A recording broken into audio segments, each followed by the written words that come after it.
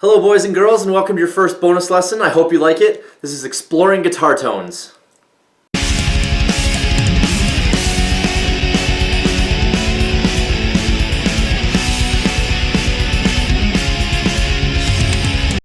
Understanding guitar tones leads you down the path to be able to creating your own sound as a musician. You first need to be aware of the different options available to you, and then experience how each of them will affect your tone. These options being guitars, pickups, pedals, amps, cabs, picks, strings, and patch chords. Okay, so your first option is guitar. When exploring guitar options, you want to do your best to try and play as many as you can. Each one's going to feel slightly different. Even mass-produced makes and models are still going to have their slight variances. There are lots of different styles of guitars you could get, including bass, electric, acoustic, 5 or 6 string bass, 7 or 8 string guitars, 12 string acoustic, and the list goes on. Needless to say, there's a large array of options available to you. So a few questions you want to ask yourself when looking for a guitar are: what type of wood is it made out of? The neck, the body, the fretboard?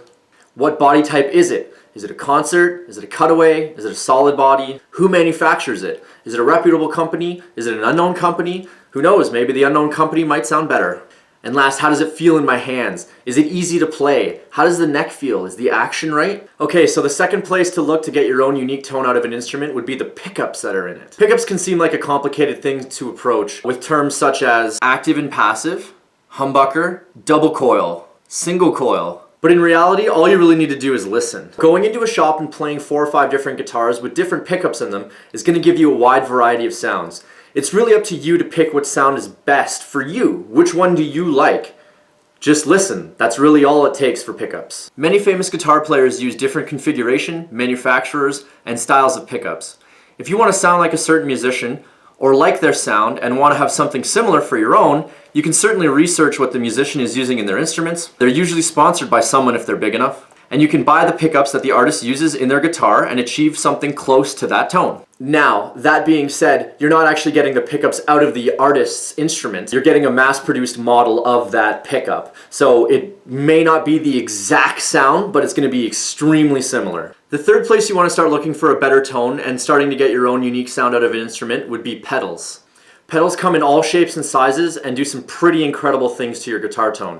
Let's take a look at 6 pedal options available to you: chorus, reverb and delay, wah, distortion, EQ and compressor, and flanger. All of these pedals will do drastically different things to the sound of your guitar, and they can be used in any number of combination.